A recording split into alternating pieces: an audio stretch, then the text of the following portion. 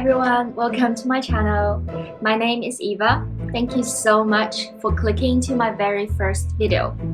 In this video, I'd like to chat about differences in romance that I've observed between Western and Chinese cultures, and also teach you some practical Mandarin phrases that you can use when you're trying to speak to a Chinese girl that you like and you want to impress and maybe even get a date. Are you ready? Let's go! Right, so what do people think of Chinese girls? The general perception that I've gauged so far is that people are saying Chinese girls are cute, they're rich, but also they're shy and difficult to approach. Are these all true? I don't think so. In general, I don't think it's right to generalize a bunch of different individuals because everyone is unique in their own way. Are Chinese girls cute? Well, they can be, but they can also be a million other things. For example, I've been watching this Chinese program called Youth With You. You can find many videos on YouTube. If you watch those girls' stage performances, you will discover so many different types of girls. Some of them are amazing rappers. Some girls are really sexy dancers. And some girls are just saying like American sweetheart. And I know for a fact some girls in China, they're also into computer games, they also play like sports, so on and so forth. Second, are Chinese girls rich? Well, have a look at this chart from McKinsey. As you can see, the amount of people that fall into upper middle class and affluent in China accounts for 9% of the population in 2010, and that number has grown to 34% in 2015. If their prediction was correct, this number would have grown even further by now. Whereas we can take their research with a pinch of salt, the takeaway is pretty clear. China is developing and the middle class is growing, which means more and more people can afford and will travel and study abroad. Lastly, are Chinese girls shy and difficult to approach? Well, I think it's more to do with personality rather than nationality. For example, some of my close Chinese friends, they're really sweet girls and funny and caring once you get to know them. However, they just really don't know how to speak to guys, including Chinese guys. And also bear in mind there's language barrier, as some girls are not comfortable talking in English, so it just takes a little bit extra time to wait until they can be comfortable and confident around you and open up throughout the time. So my point is really every girl is different, and try to see them with your own eyes and just enjoy the journey of discovering the unknown. The second question I'd like to chat about is what are Chinese girls' views about non-Chinese guys, and more specifically, what do we find attractive in guys compared to Western girls? Ironically, there will be stereotypes. For example, when speaking about American guys, I would think about John McClane, tough and fights well and protects the woman he loves. And when speaking about Englishmen, I would think about Mr. Darcy, fancy, charming, with good manners and posh accents. You get the gist. It's really random and depends on what books we've read, what movies we've watched, and what stories we heard about on the internet. However, I would say most Chinese girls are curious about non-Chinese guys. Why? Because we probably haven't met many until we travel and study abroad. In the meanwhile, we also want to draw our own conclusion as we get to know the guys more. So, what do we find attractive? Number one, appearance is important. You don't have to look like a prince. It doesn't harm if you do. But also don't dress up as if you're going for a fashion show, because girls probably don't want you to be prettier than them. The basic rule here is to be neat, and a genuine smile goes a long way. Number two, be proactive and confident. I'd say most Chinese girls are expecting guys to make the first move. We might already like you. We might be talking to all our friends about you, but we will be hesitant to make the first action. So if you're sensing the chemistry or if you really like the girl, be confident around her and try to find the opportunity to know her and let her know about you. Whereas in the West, it's best to play it cool. In China, it is fairly common to text multiple times, even in the very beginning of the relationship. Number 3, share and show your hobbies. I think it's a huge plus if you're into something and you develop around it. In Chinese, we say 认真的男人最帅了. In direct translation, it means guys look hottest when they're doing something they seriously care about. So, invite her to a game when you're playing. Go to an exhibition together with her if you're more into indoor activities, or just simply share a recent fun YouTube video you watched, like mine. The point is to immerse yourself in your comfort zone and show her what you are into. Remember, it's a two-way communication, and hopefully she can find the shining point in you and will open up as a response. Number 4, show that you care. I don't know if this is a Chinese thing or maybe it's just me. I do feel Chinese girls want to be more spoiled compared to Western girls. This is partly due to the one-child policy, which means most of my generations are the single child of the family, and as we grow up, we get loads of attention from family members and we're used to it. This doesn't mean we're not independent.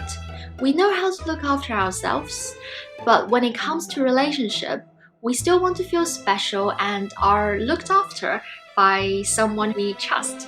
Say, she likes to have hot water even in summer. So when you go out with her for food, you can order some hot tea before she even asks. Give compliments to her when appropriate. Say if you noticed she's changed to a new haircut, tell her she looks good in the new one, and I think she will smile back at you. So, finally come to the last topic I want to cover before we move to the Mandarin session. I want to talk about dating culture and what are good first date ideas. I think conceptually, Chinese girls tend to take this more seriously compared to Western girls. We would only go out with guys if A, I really like him, or B, I really want to get married before I get 30, blah blah. But jokes aside, it is still a fairly young concept in Chinese society. Previously, girls are only allowed to go out with guys if they know they're gonna end up marrying them. Whereas nowadays, this concept is outdated and it's evolving to become more and more like what it is in Western societies. However, if you were to ask a Chinese girl out on a date, I think it's best to be on the safer side, which is to be polite but casual. You don't want to go and be like, "Oh, you're so pretty. I think I'm in love with you and please go out with me." I think that's likely going to scare her away. Equally, you don't want to go and be like, "Hey, you want to hang out?" You know, you will sound like a total playboy, and any Chinese girl that's looking for a serious relationship will probably look away. So what are good first date ideas? I find this point very interesting because in Western countries, it is very typical for guys to take girls out for a drink on the first date and then call it an evening. Whereas in China, drinking is more associated with eating. You eat while drink to socialize. Drinking on its own is very odd. So if you were to take a Chinese girl out on a date, I would say, A, if you're on a low budget, take her out for a movie and work her home. If she's not living too far away, you can then chat about the movie you watched and chat more things afterwards. Or if you are on a higher budget, you can take her to a nice restaurant that you like and have a long, nice conversation over the dining table. And you know, you can always order more drinks if you want. Hi, welcome to the Mandarin session. In this session, I'm going to teach you a few practical Mandarin phrases you can use to talk to the Chinese girl and impress them. The first one is, what is your hobby? What are your hobbies? I think this is a great conversation starter to get to know the girls. So how do you say that in Mandarin? It is 你的爱好是什么?你的爱好是什么? I'm gonna explain different parts of the sentence. So the first part is 你的. So 你的 here means yours. I would imagine a lot of you know how to say hello in Mandarin. It is 你好,你好. So actually the part here 你 is the same. It means you. 你好, how means good. 你好 is essentially saying you good. Back to this one. How do you say yours? Is basically have you, and the means belonging. So 你的 here means yours. Second part, 爱好,爱好. 爱好 means hobby. The plural and the singular term of this noun is the same. So saying 爱好 can be used both as part of what is your hobby and what are your hobbies. Next one, 是,是. 是 means is. Next one is 什么,什么. 什么 means what. When you combine 什么 with 是, it means is what. So the whole sentence, if you piece all of these different parts together, is essentially your hobby is what? Instead of saying what is your hobby or what are your hobbies, the structure is slightly different in Mandarin. You get it? Let's try again.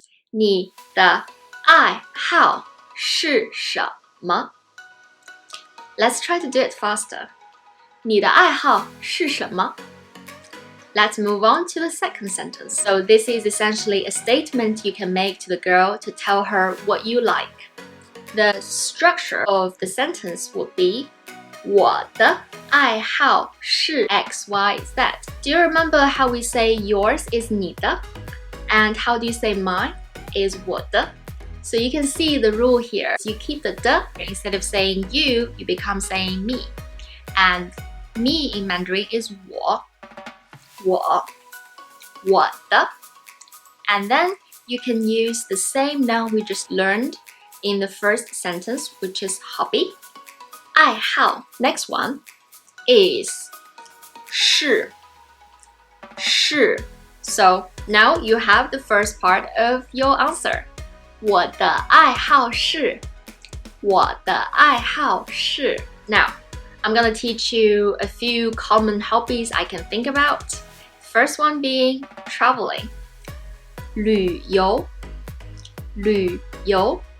Sports. 运动.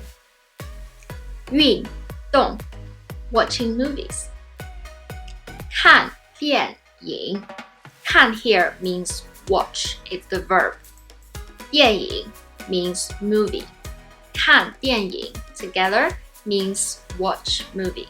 My hobby is sports. 我的爱好是运动. My hobby is traveling. 我的爱好是旅游. You can always start the sentence to be 我的爱好是 and add a verb after. Ready for the next one? Let's go. This one is about giving compliments. You can say to a girl, you have beautiful eyes, you have a nice smile. How do you say that in Mandarin? You have beautiful eyes. 你的眼睛很美. You have a beautiful smile. 你的笑容很美. Gather the pattern? Yes. The structure of the sentence is basically the same, and the only change is you switch the noun with from the eyes to the smile. 你的, we've already learned that it means yours. So 你的, and then eyes, 眼睛很美 means very pretty. 很美 Put them together. 你的眼睛很美. Your eyes are very beautiful. And then you can switch easily from the eyes to smile. And the Mandarin of the smile is 笑容. So instead of saying 你的眼睛很美, now you can say 你的笑容很美. You can say both sentences to the girl you like. 你的眼睛很美，你的笑容很美. And I think she will take it in a very positive way. Alright, so the final one I want to teach you guys is about asking a girl out in Mandarin. And I think if you really want to impress the girl with your terrific Mandarin skills, this is the one to grab. So, how do you say, can I go out with you tomorrow to watch a movie together? In Mandarin, it is 明天我们一起看电影好吗？明天我们一起看电影好吗？ Right, let's break it down again. So the first part, 明天, it means tomorrow. 明天, tomorrow. 我们 means us. 我们. Next part, 一起. 一起. 一起 means together. 我们一起. Us together. 看电影. Remember this one from the second sentence? Yes, it means watch movie. 看电影. So, 明天我们一起看电影. It means tomorrow, us together, watch movie. 好吗？好吗？好吗？ It means okay. So, 吗 in the end of a sentence typically means a question mark. So, essentially here, 好吗 is okay, question mark. There you go. You have the whole sentence here. 明天我们一起看电影好吗？明天我们一起看电影好吗？ I think there are many other ways of saying this, but this one is an easy structure and offers you the flexibility of changing different parts of the sentence to serve your own purpose. For example, instead of saying tomorrow, what if you want to say next Monday? You can say 下周一，下周一。Because of the time limit, I'm not going to elaborate all the different ways of saying time, but you get the gist. Here, you can change from tomorrow to be other times you want. What if you want to take her out for food instead of watching a movie? Then you can say 吃饭. 吃饭 means food. So now you've switched from let's watch a movie tomorrow to let's have food next Monday. Essentially, you can keep the middle part of the sentence and the last part of the sentence unchanged, and then just change the time and the event to become what you want it to be. So let's try again one more time. 明天我们一起看电影好吗？下周一我们一起吃饭好吗？ Okay, so now this is the end. Thank you to everyone who's watched till the very end of this video. I hope you enjoyed this and can walk away with some interesting insights and useful phrases to use. I just want to stress everything I said in this video is my personal views and doesn't represent all the other Chinese girls. Also, let me know if you are interested in any other topics and themes that you want to learn in Mandarin. And I'll see you guys in my next video. See you guys soon. Bye!